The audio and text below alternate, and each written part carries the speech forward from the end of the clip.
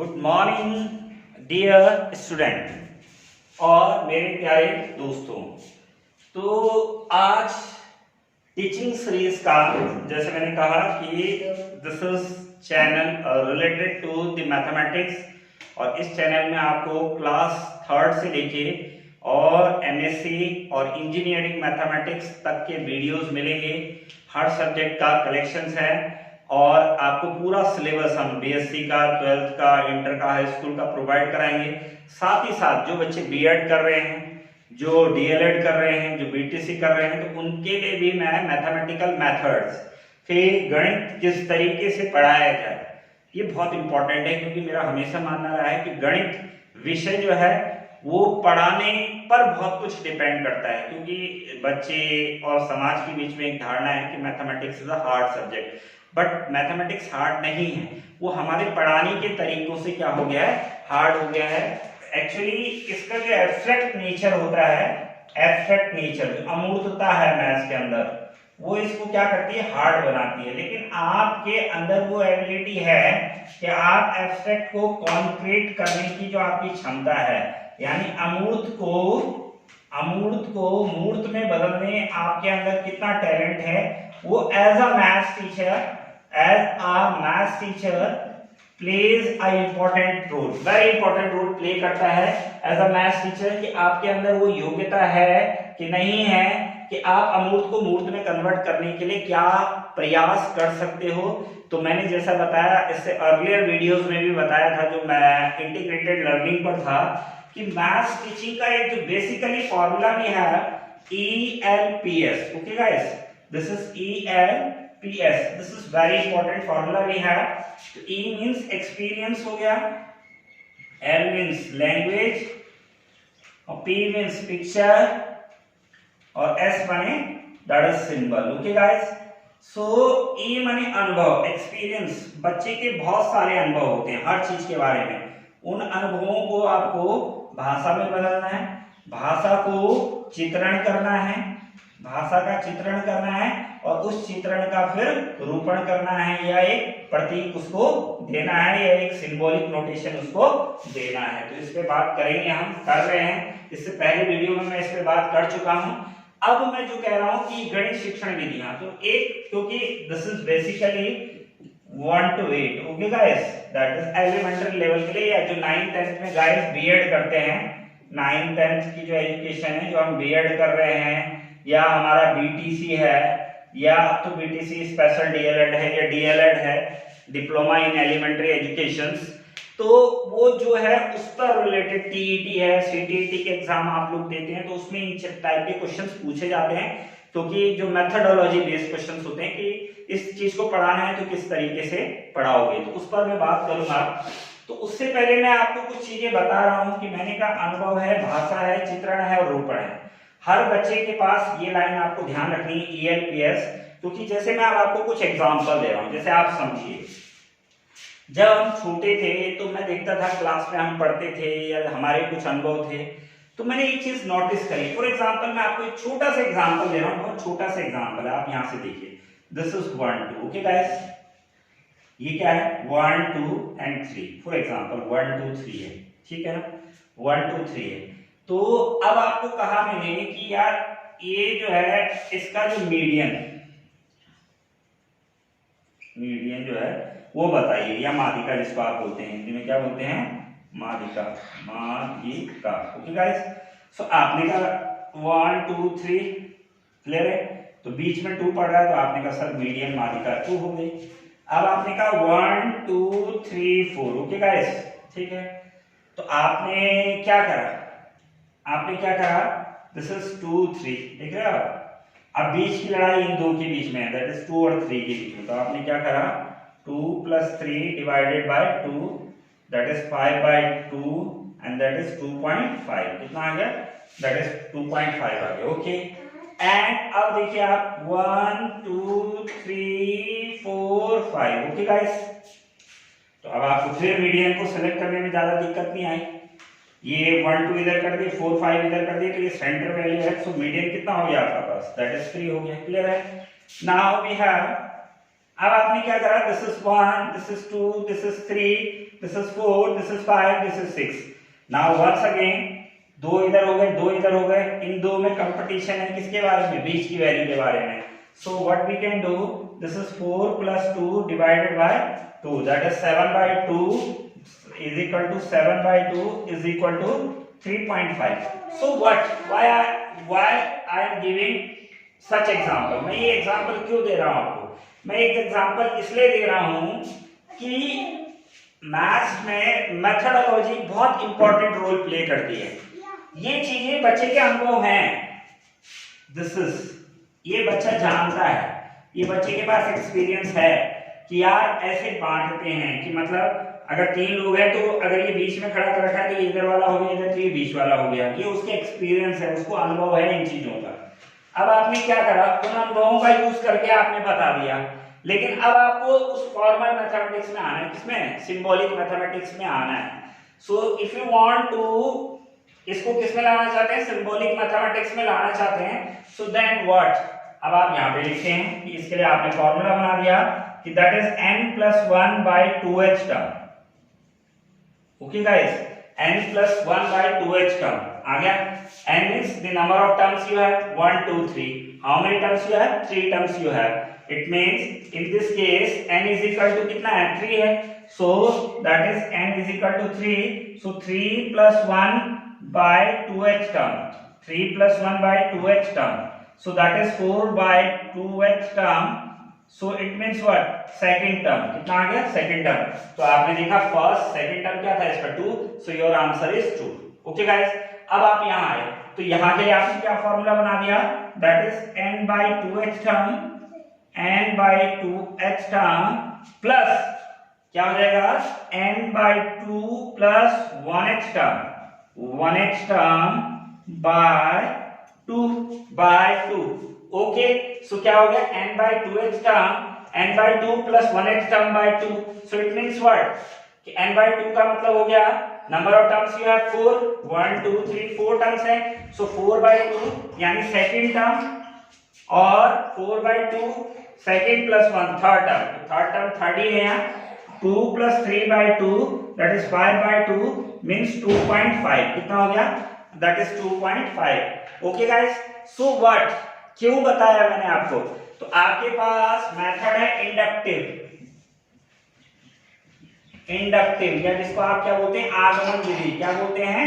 आगमन विधि. एक होती है आगमन और एक होती है निगमन विधि. ओके गाइस, या एनालिसिस, सिंथेसिस, एनालिसिस, इस टाइप की बहुत सारी विधियां हैं. तो आप क्या समझे, मतलब क्या समझे, इसका क्या मतलब होता है इंडक्टिव का? आगमन का क्या मतलब होता है कि आप क्या है, जो आपका एक्सपीरियंस है, जो आपके पास क्या है, नॉलेज है, जो आपके पास जनरलाइजेशन है, जो आपके पास है, उसको आप कहां ले गए? सिंबल की फॉर्म में ले गए. यानी बिखरे हुए ज्ञान को आपने कॉन्क्रीट में कन्वर्ट कर दिया.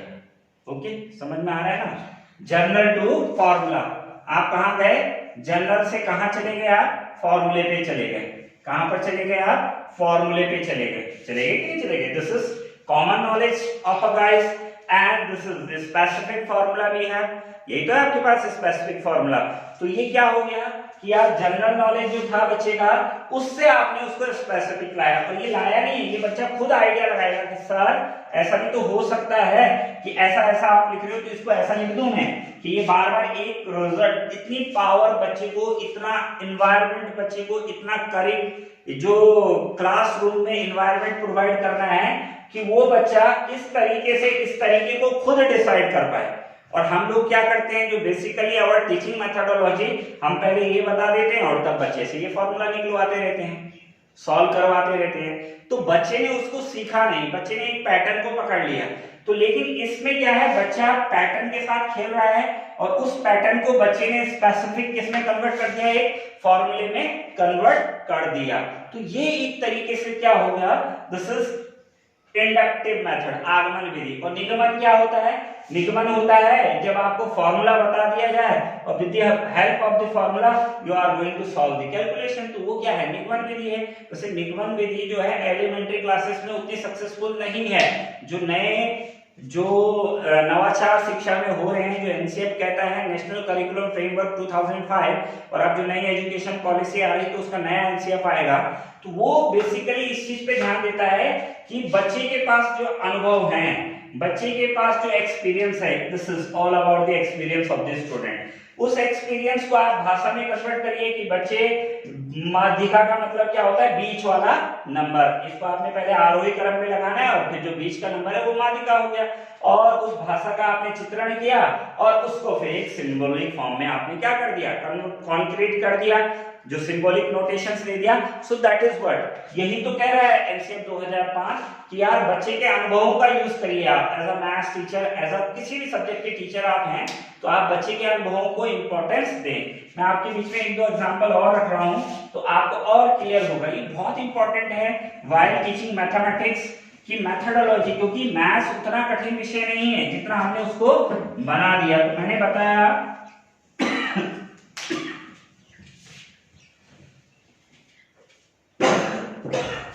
गाइस, वन मोर एग्जांपल, अगर कुछ एग्जांपल और हम लेते हैं, बात करें, जैसे फॉर एग्जांपल कि आप देखते हैं कि हम लोग क्या करते हैं, a divided by 1/b is equal to a divided by 1/b is equal to a into b। Okay, तो अब आप देखिए, जैसे मैंने कहा हमेशा कि बच्चे के कुछ अनुभव होते हैं, बच्चे के कुछ एक्सपीरियंसेस होते हैं, सो उन अनुभवों का लाभ आप उठा रहे हैं कि नहीं उठा रहे हैं as a maths teacher, this is very important. एक सब्जेक्ट टीचर के रूप में आपके अंदर ये हुनर होना चाहिए कि आपको ये पता होना चाहिए कि मेरे इन बच्चों के पास ये एक्सपीरियंसेस हैं। तो खासकर जो बच्चे बीएड कर रहे हैं, डीएलएड कर रहे हैं, बीटीसी कर रहे हैं, उनके लिए बहुत इंपॉर्टेंट चैप्टर टॉपिक ये हैं। और जो प्रेजेंट में टीचिंग कर रहे हैं तो वो तो अपने आप में कुशल हैं, लेकिन जो बच्चे सीख रहे हैं टीचिंग को, उनके लिए ये टॉपिक्स जो है बहुत इंपॉर्टेंट है। For example a divided by, so मैंने क्या किया, this is the question we have, मैंने कहा 1 divided by half. Okay, so 1 divided by half, so basically हम लोग करते क्या है, दिस इज 1, फिर ये डिवाइड है, दिस इज 1/2, तब आप बोलते हैं कि यार that is this can be written as 1/1 and this is 1/2, फिर आप बोलते हैं इसके साथ मल्टीप्लाई हो जाता है and this is going to multiply by this and then you have finally 2 you have. Okay guys, ऐसे तो बोलते हैं हम लोग कि तब आप बोलते हो कि this is a upon b, this is c upon d, now a multiplied by d and c multiplied by, that is a multiplied with d and b multiplied by c, and that is your answer. Okay, now so first of all very important rule is about the concept. concept का rule बहुत important है कि आप concept को उस तरीके से बच्चा समझ रहा है कि नहीं समझ रहा है। दिस इज नथिंग, ये जो है ओनली डिवाइड नहीं है, आप इसको, अब मैंने कहा बच्चे के कुछ एक्सपीरियंस है, आपने कहा कि बेटा दिस इज, आपने ऐसा कहा, क्या कहा कि ये आपके पास 1 मीटर कपड़ा है। Okay guys, this is 1 metre cloth you have and now half, आपको आधे आधे मीटर के टुकड़े बनाने हैं। यही तो है इसका मतलब कि एक के अंदर आधा आधा कितनी बार, okay, how many times half contain in, कितने हाफ एक के अंदर हैं, यही तो है इसका मतलब। अगर आप इसका फैक्टफुल मतलब देखें, सो हाफ, कितने हाफ मिलकर 1 बनता है। ओके गाइस, तो बच्चे के बीच में वो कंसेप्ट जाना बहुत जरूरी है कि जिस कंसेप्ट को लेके वो, जो उसका अपना अनुभव है। अगर आप सिर्फ ये करोगे 1 डिवाइडेड बाय 1/2 और बच्चे ने वो डिवाइड के कंसेप्ट को समझा ही नहीं कि डिवाइड मींस इक्वली डिवाइड करना होता है, बांटना होता है, so it always creating problem while teaching mathematics. जब आप मैथ्स को पढ़ा रहे हैं तो आपको प्रॉब्लम क्रिएट होगा। So it means what, this is 1 metre length of cloth you have, so half metre के कितने टुकड़े बनेंगे, तो दैट इज 1 2, सो कितने बन गए, दैट इज 2 टुकड़े बन गए। ओके गाइस, अब आपने क्या करा, दिस इज 2 डिवाइडेड बाय 1/2।